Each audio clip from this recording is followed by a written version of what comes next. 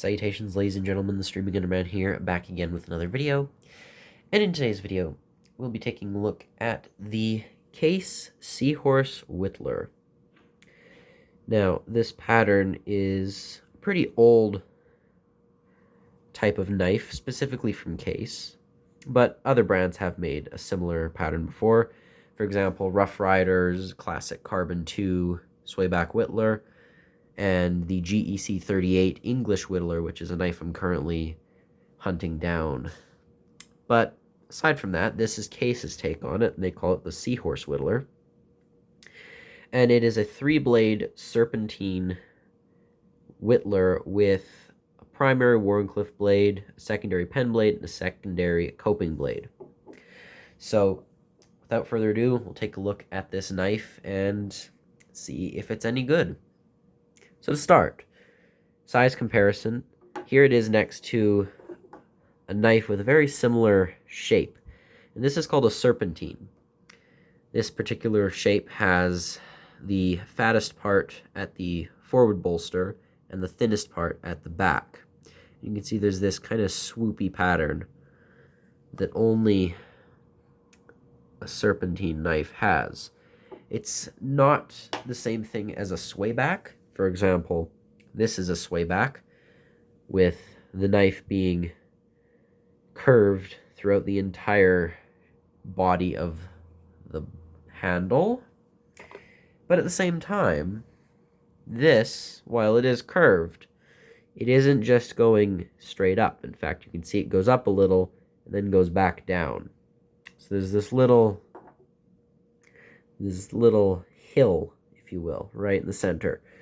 And this is something that isn't seen very often, and it is quite different from a swayback.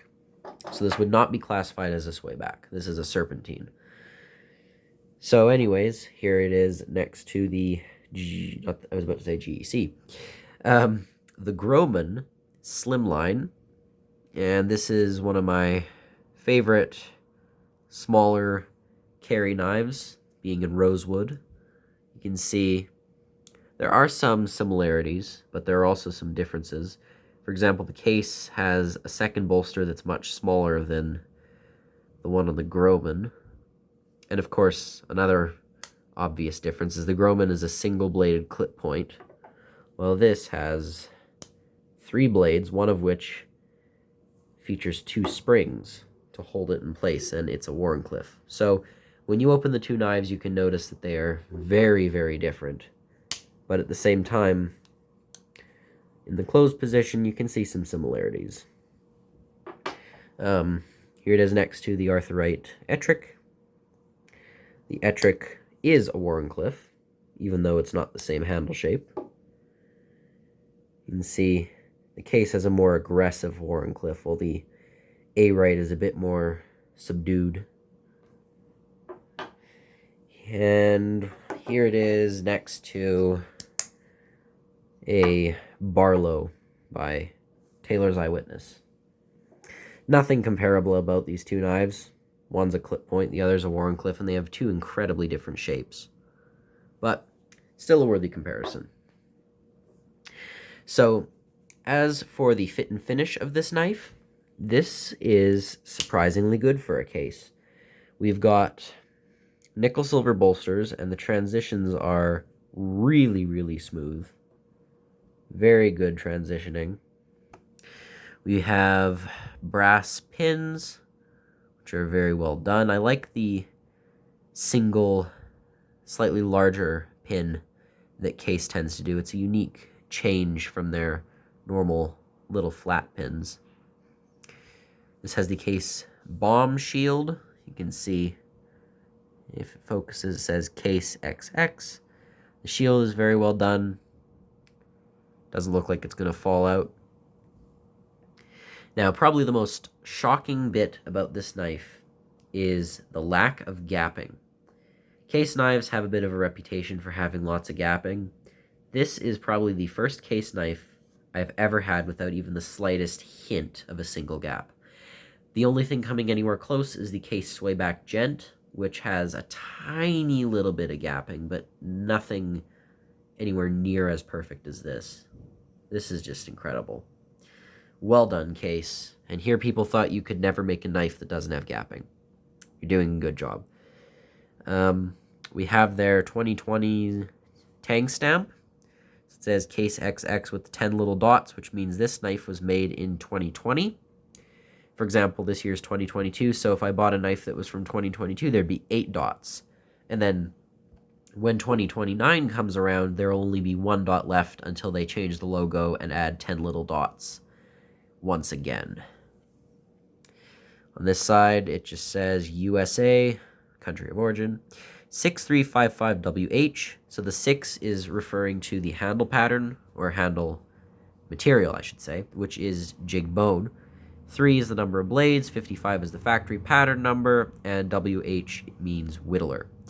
And then SS is stainless steel. Brass liners, very well done. The transitions from the liners to spring to covers are very well done. Blade centering is a little bit off to the right, but you can see with a little push it goes right back to the center. It's kind of hard to do terrible centering on such a small little area here. But that could have been a little bit better, but it's not bugging me all that much. The handle material, by the way, forgot to mention, is their peach seed jig blue denim bone. Case loves playing around with really long, really long handle materials. You know, most knives just have ebony or beechwood or rosewood. Nope, not Case. It's the peach seed jig blue denim bone. At the end of the day, this is just jig bone. Peach seed jig refers to the pattern in the jigging, which looks somewhat like a bunch of peach seed markings. I believe that's where it gets the name. And the color is called blue denim. I think that this actually looks really nice. I was quite enticed by this color. I'm not normally a big fan of blue. Little side rant here. I am very much a lover of dark purple, black, very dark colors, dark green. Really any color that isn't bright. I don't really like bright colors all that much. You probably have noticed that if you look at some of the past knives I've reviewed. They're definitely not super bright. And the reason this attracted me, normally I would go with something, let's say, black or gray, but I had the choice between this and a few other materials, and the one that was the most enticing was the black micarta. And I was going to go with black micarta when then I realized the Rough Rider Classic Carbon 2 Whittler uses black micarta, so if I'm ever going to get that in the future, I don't want to have the Case and the Rough Rider be almost identical. I wanted to get something different. And after looking at this color over and over, I realized it's a very nice deep ocean blue. It's not bright, it doesn't stand out. From afar, it could almost be black jig bone. And I realized, well, I don't really have very many knives that are blue, and this one is really pretty, so I went with it, and I'm incredibly happy with how it turned out. You can see the outside of the bone closest to the bolster. It's a noticeable blue color, and then at the center, it almost turns a bit black. I almost view this as the outer edges are ocean water, and then the center is a spot of the ocean that if you look down, you can see is very deep, because you can see the yawning abyss below. Sorry to get a little poetic there. But yes, I really like the color here. And Case is always doing a good job with their bone. It always looks pretty. And as much as I prefer wood or micarta as a material, this is just really nice looking. Makes the knife feel kind of like something your grandfather would have carried. And I really like that fact. You can see the blade, which I haven't really talked about all that much. Let's just wipe any oil or fingerprints or anything off the blade. You can see we've got some scratches here. Don't know if you can see that, but there are some scratches on that side. Oh, nothing really on this side. That's pretty good. You can see there is a tiny little bit of scratching right here. And granted, when you have a high polished blade, scratches are very easy to obtain, even just from general use. But that doesn't change the fact that if a knife is kind of scraping the inside, it's a little more likely to get scratched.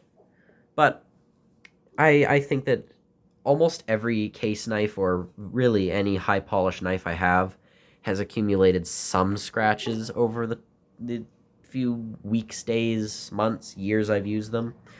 Even, for example, this knife, which is the Opinel number 6 in Paduke wood. You can see here, this knife actually has a little bit of scratching. Don't know if you can actually see this, but there's a bit of scratching up at the top. Camera doesn't seem to want to pick that up. But there is a little bit of scratching on this knife. Right there. Don't know if you can see that, but there's a scratch here and here. Well, sorry the camera couldn't pick that up. It's a very small scratch, but it's there nonetheless. Either way, when you've got a knife with a high polished blade, a scratch from just general use is very common, but the problem with this is the blades are actually rubbing a little bit. So when you close the knife, you can see the main Wharncliffe is wedged in between the pen blade and the little coping blade. We'll just get those out quickly. Here is the pen blade. Very nice little apple peeler. I've heard that a pen blade is one of the best blades to peel an apple. I'm not sure why, but they just seem to be very general purpose, especially a small little blade. You just get in and cut very well. No half stops on any of these blades, by the way. And here is your little coping blade. Coping blades to some people may be known as sheepfoots or sheep's foots, and to some people a sheepfoot may be known as a coping blade. Both are technically correct. They are similar, but there are slight differences. A sheep's foot generally is more pointed. It has a bit more of a tip similar to a Wharncliffe. However, a coping blade is generally very, very flat, and you don't really see a very sharp tip on coping blades. That just seems to be a common thing with them. Walk and talk, by the way, is very nice. You have a nice snap open, snap close. As for the little blades, you don't really get a very loud snap on them, but they're still just strong enough that you can use them without worrying that they're going to close on you. I'll wipe that blade off. It's going to get on my nerves. I hate fingerprints, and I'm sure you do too. I very much like the profile of this Wharncliffe. It's very beefy. The back part is very, very thick. Most Wharncliffes are pretty symmetrical. Take, for example, this Wharncliffe on Lion Steel Best Man 2. You can see this is a perfectly symmetrical thickness up until the front where it starts to curve down. But this knife, you can see it's noticeably thicker here, and then it starts going down very soon, as opposed to this knife, which is straight for quite some time, and then only at the front does it start to converge into the tip. So this is an interesting Wharncliffe shape that I really have never seen up until I saw this kind of seahorse pattern. And I'm liking it so far. It's pretty comfortable in the hand. Of course, a Wharncliffe being a Wharncliffe is perfect for draw cuts, detail cuts, and just general purpose EDC stuff. Although I have not tried this for whittling, and well, it's in the name. It's called a Seahorse Whittler, so I presume it's meant for whittling. And the small blades would be nice for detail, but this blade has one downside that would almost make it bad for whittling, and that's this. I don't know if you can see that, but that blade is incredibly thick. That blade stock is crazy. Let me give you a comparison if you don't believe me. Here it is next to the Arthur Wright & Son Ettrick. Yeah. Here it is next to the... Just fold out this blade so you can actually see. Here it is next to the Lion Steel Bestman. Here it is next to the Groman Slimline.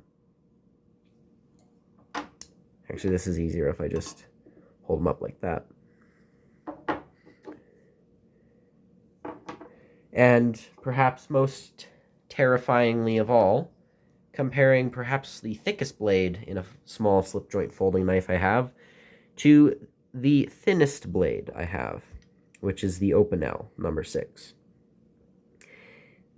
You could probably fit about 3 of these into that, if not more. Easily 2, I'd almost argue 3 or more, but just take a second to absorb that. Just take it all in. Look how beefy that blade is. Now, I have no problem with beefy blades. If you've got a survival knife, a bushcraft knife, you're going to want a thick blade, because you're going to want a knife that has incredible strength to it, and this would be a very strong blade. But when you're dealing with whittling tasks and small light use, you want something that just cleaves through everything it touches. That's where Opinel is so good, because these knives are razors. They cut through everything from cheese to sausage to cardboard boxes. They're just incredible, and they're very good whittlers, even though the blade shape isn't as ideal as it could be. This, on the other hand, is so thick, you'd almost have to struggle to push it through chunks of softwood. Hardwood especially, but softwood even, you may not have an easy time with that. You could get some softer wood. I'm trying to think of a soft wood. Maybe basswood. It would still struggle to cut through that because of how thick that blade stock is. And that's just kind of sad, because the whole point of it is it's supposed to be a whittler. But when the blade's that thick, it just seems to be a bit counterproductive. Now granted, I do not claim to be an expert in whittling at all. The best thing I have ever carved, probably, is a stick. I'm not kidding. I took a tree branch, shaved off the bark, cut too much off, and I couldn't do anything with it, and that's what I made. I made a stick. That's the best I can do. So I am by no means at all, an expert on whittling. I could probably use a master class in whittling, and I could still probably barely be able to carve one of the simplest things you could do. I need a lot of practice in whittling, but if there's one thing I'll tell you, when I've been struggling to do my whittling, the little I've done of it, I'll say one thing. This would be a harder blade to use, because the thicker the blade, the harder it is to actually cut with. The thinner the blade, the better. This and the flex cut whittling jack are 2 of the greatest whittling knives you'll get. Thicker blades, such as this, the Hele Cleton, say a Spyderco, they're not going to be very good for whittling. So, if that means anything, keep in mind those are even thinner than this. I can't imagine how this will be. So, let me know if anyone in the comments. I know there are some channels who are very carving oriented. A couple shout outs I know of. Carving is Fun. He actually owns a website aside from a YouTube channel, and he actually has this knife, and he reviewed it, and he said it wasn't the best whittling knife in the world, but it certainly wasn't the worst. Let me know if he happens to watch this video. Let me know what you think of this knife, if it's done any better for you. or anything like that, or Anita Veldman. I know she's big on whittling. Again, very, very knowledgeable. She's very skilled. She could whittle a lot of stuff I couldn't even think of. I'm a terrible whittler, if that wasn't already clear enough. Anyways, but anyone who has any knowledge on carving or whittling or just general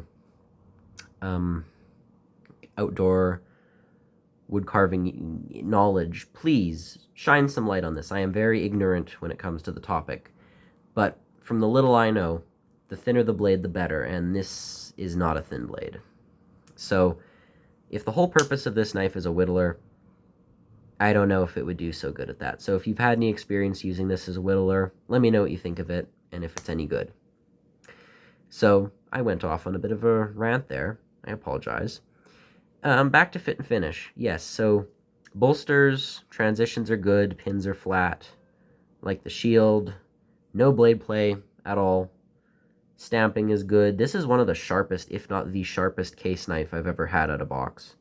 The grind is good. You can even see the sharpening grind is actually quite even.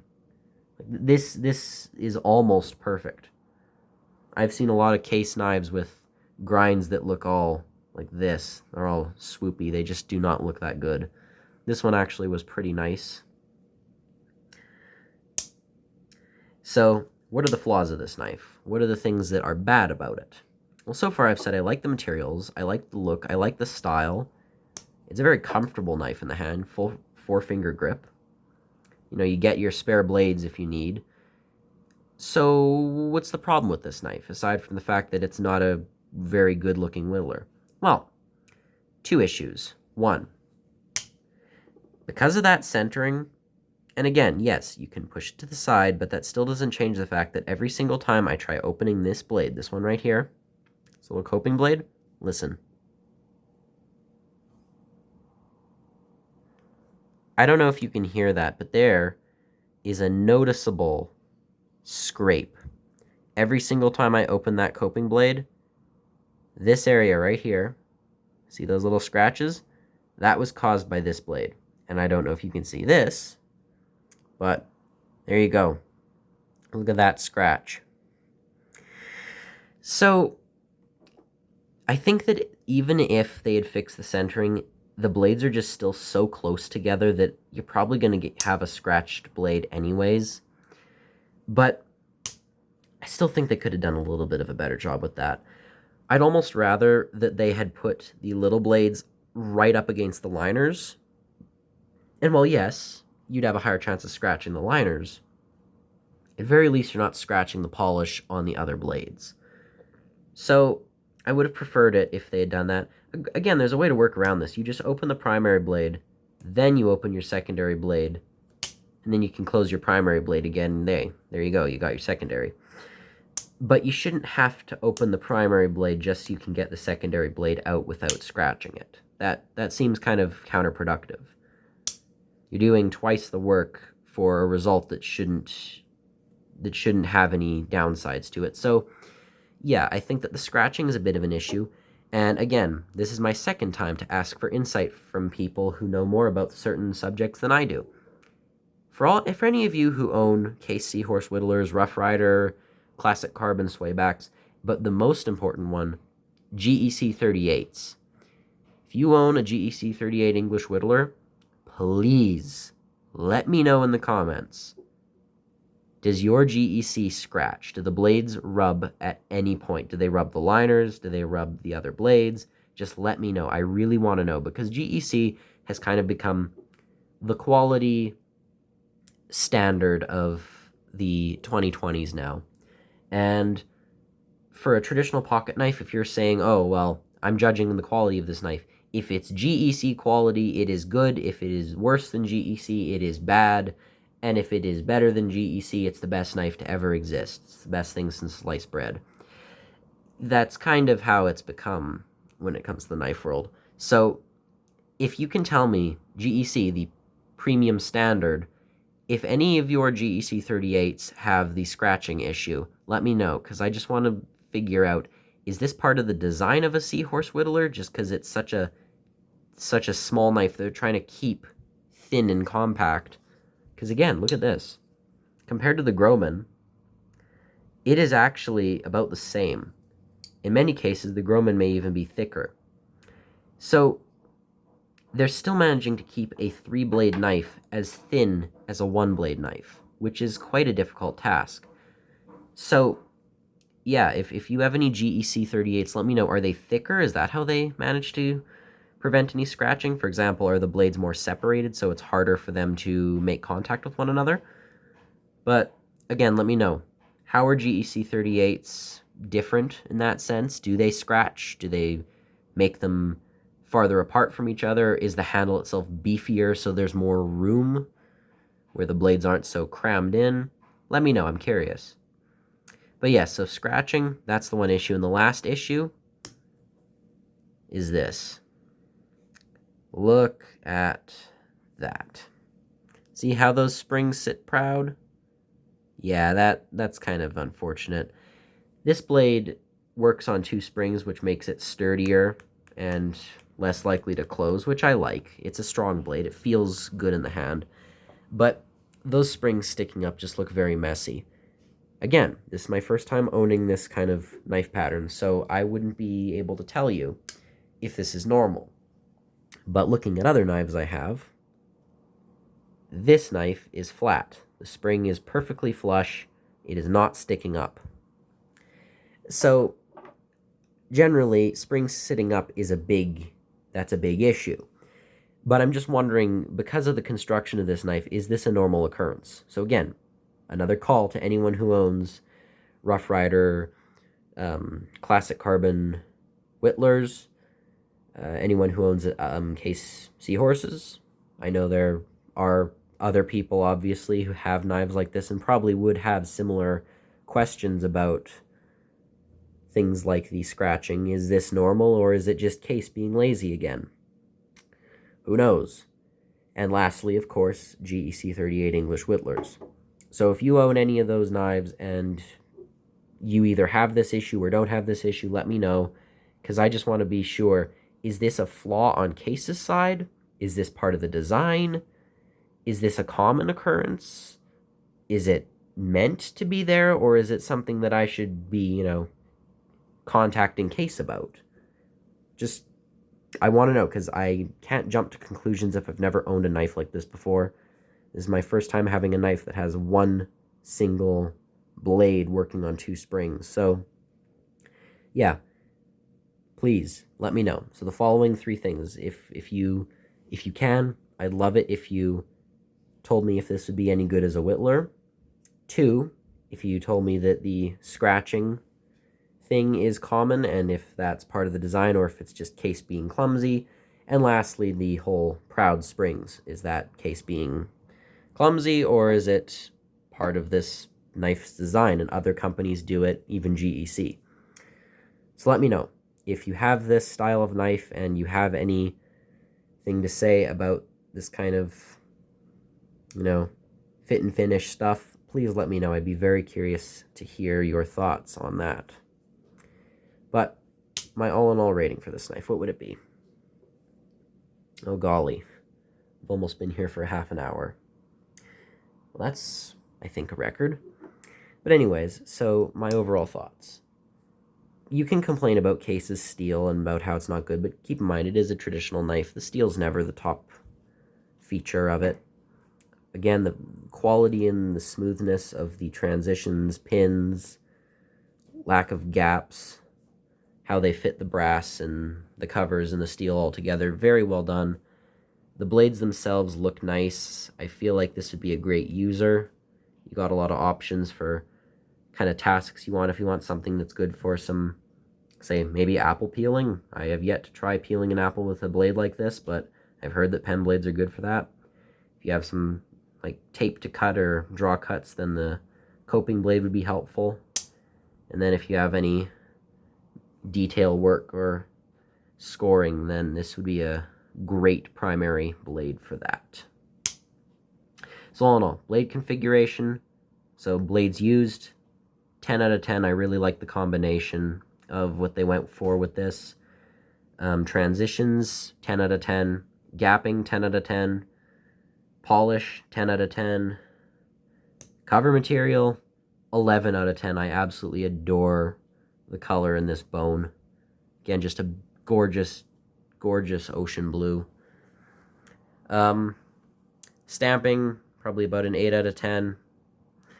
So really the only two things I can complain about are scratching blades, and proud springs. I'd complain about the thick blade, but really that's part of the design. If the blade was any thinner, it probably couldn't fit on 2 back springs. So yeah, again, here's a single back spring. You can see the blade's a lot thinner.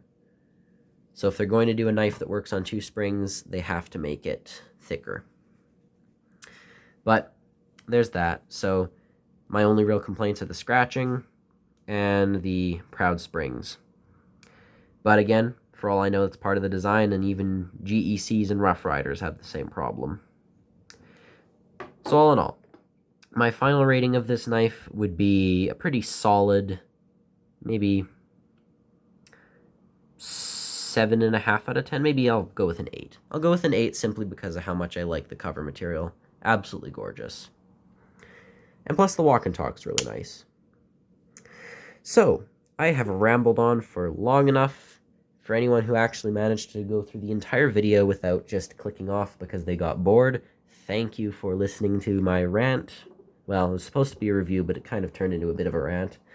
But all in all, yeah. Moral of the story, I like this pattern. I'd like to see more of it in the future. I'm still looking for that GEC 38 English Whittler and Bloodwood. But, yeah, let me know. If you're a Whittler, is this any good? And if you own similar patterns, GECs, Rough Riders, or another Case Seahorse, are these issues normal?